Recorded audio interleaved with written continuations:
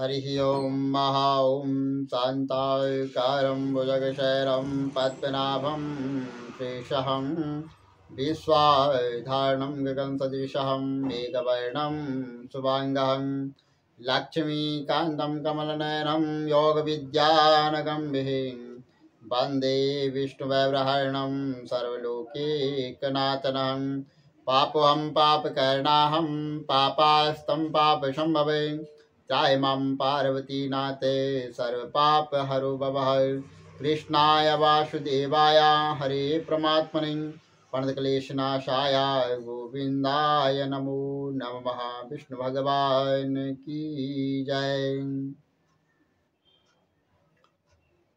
मोक्षदा एकादशी व्रत कथा मार्गशीर्ष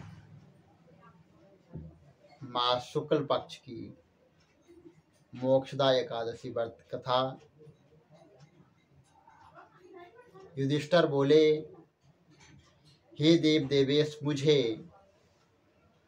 बड़ा संदेह है। इस कारण संसार के हित के लिए मैं आपसे पूछता हूँ, मार्गशीर्ष शुक्ल पक्ष की एकादशी का क्या नाम है, उसकी क्या विधि है? उस विधि को मुझसे कहिए। तब श्री भगवान श्री कृष्ण बोले कि हे राजन, तुम्हारा प्रश्न बहुत ही सुंदर है। मार्गशीर्ष कृष्ण पक्ष की जो उत्पन्ना एकादशी है, वह असुर दैत्यों को मारने के लिए मेरे शरीर से जो है उत्पन्न हुई है, और इसलिए मुझको ये बहुत प्रिय है। हे राजन, मैं तुम्हारे सामने चर अचर तीनों लोकों के हित के लिए उस एकादशी का वर्णन करूंगा। इसका नाम मोक्षदा एकादशी है। या सब पापों को हरने वाली इसमें दामोदर भगवान की अच्छी तरह से पूजा करें।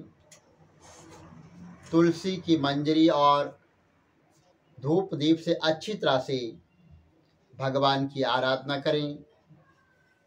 हे राजेंद्र, मैं पुराण की कथा कहता हूँ, आप उसको सुने। जिसके माता पिता पुत्र अधोगति में हो, वह इस कथा के पुण्य के प्रभाव से निसंदेह स्वर्ग को चले जाते हैं। हे राजन, वैष्णव से शोभित चंपक नामक जो है सुंदर नगर में राजा की पुत्र की तरह वह अपने राज्य की रक्षा करता था, और वैकनश नामक राजा था। एक दिन राजा ने स्वप्न में अधोगति को प्राप्त हुए अपने पिता को देखा। यह देखकर उसे बड़ा आश्चर्य हुआ। उसने ब्राह्मण से स्वप्न में अपने पिता को नरक में पड़ा हुआ देखा, और पिता ने मुझसे कहा कि हे पुत्र, मैं अधोगति में हूँ और मेरा उद्धार करो। स्त्री पुत्र मुझे अच्छे नहीं लगते, मैं क्या करूं? हे ब्राह्मणों, जिसके द्वारा जो है मेरे पूर्वजों को मोक्ष हो जाए, उनको मोक्ष मिल जाए, ऐसा जो है दान व्रत तप योग कुछ मुझे बताइए, जिससे जो है मेरे पितरों का जो है उद्धार हो सके। जिसका पिता नरक में है, उस बलवान पुत्र के जीवन से क्या लाभ है? उस पुत्र का जन्म व्यर्थ है। ब्राह्मण बोले, हे नृप, यहाँ पर जो है पर्वत मुनि का आश्रम है, और उनके पास आप जाइए। वह जो है भूत भविष्य वर्तमान सबको जानते हैं। वह जो है राजा का वचन सुनकर मुनि के आश्रम में गया।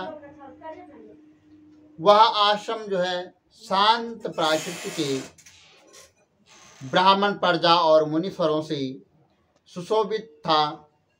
राजा ने वहां जाकर पृथ्वी पर जो है साष्टांग प्रणाम किया। मुनि ने राज्य के 7 अंगों की कुशलता पूछी और कहा कि तुम्हारा राज्य जो है निष्कंटक है। तो राजा बोला, हे विप्र, आपकी कृपा से सब कुशल मंगल है। और उसमें जो है कुछ विघ्न जो है उपस्थित हो रहे हैं। ये ब्राह्मण, मुझे कुछ संदेह हो रहा है, आप उसको जो है दूर कर दीजिए। पर्वत मुनि राजा के यह वचन सुनकर जो है नेत्र बंद करके जो है राजा से बोला कि हे राजेंद्र, आपके पिता के नेत्र बंद करके भूत और भविष्य को सोचने लगे। फिर राजा से बोले कि हे राजेंद्र, आपके पिता के पाप को मैंने समझ लिया है। पूर्व जन्म में पत्नी के द्वेष से तुम्हारे पिता ने काम के वशीभूत होकर जो है एक स्त्री को रति दी थी और दूसरी स्त्री के आग्रह करने पर श्रुतदान नहीं दिया था। इस कर्म से वह जो है नरक में पड़ा है। राजा बोला, हे मुनि, किस व्रत और दान से उस नरक से मेरे पिता का उद्धार होगा, वह उपाय जो है मुझे बताइए। मैं उस उपाय को करूंगा जिससे जो है मेरे पिता जो है नरक की यातना जो वो न भुगते, मैं उस उपाय को करूंगा। हे मुनीश्वर, उस उपाय को मुझे बताइए और उस उपाय के करने से मैं अपने पिता को जो है नरक से उनका उद्धार कर दूंगा और वहां से मेरे पिता का जो है उद्धार होगा। वह उपाय जो है आप मुझसे कहिए। मुनि बोले कि मानसी शुक्ल पक्ष में जो है मोक्षदा नाम की एकादशी है। तुम सब लोग उसका व्रत करके उसका जो है पुण्य जो है अपने पिता को दे देना। और मुनि के इस वचन को सुनकर राजा अपने घर आ गया। जब जो है अघान शुद्ध यानी 11वां एकादशी आई, तब जो है स्त्री पुत्र और रनिवास समेत विधि पूर्वक व्रत करके उसका पुण्य राजा को दिया। और वैकनाश का पिता स्वर्ग को गया और आकाश से स्पष्ट शब्दों में राजा से बोला कि हे पुत्र, तेरा सदा जो है कल्याण हो। यह कहकर जो है स्वर्ग को चला गया। हे राजन, इस प्रकार जो इस मोक्षदा एकादशी का व्रत करता है उसके पाप दूर होते हैं। इस दिन जो है फलाहार में जो है क्या होना चाहिए, इस दिन जो है तुलसी की मंजरी व धूप दीप से दामोदर भगवान की जो है पूजा करनी चाहिए। और इस दिन जो है बिल पत्र का सागर लेना चाहिए। बोलो विष्णु भगवान की जय। ओम विष्णवे नमः।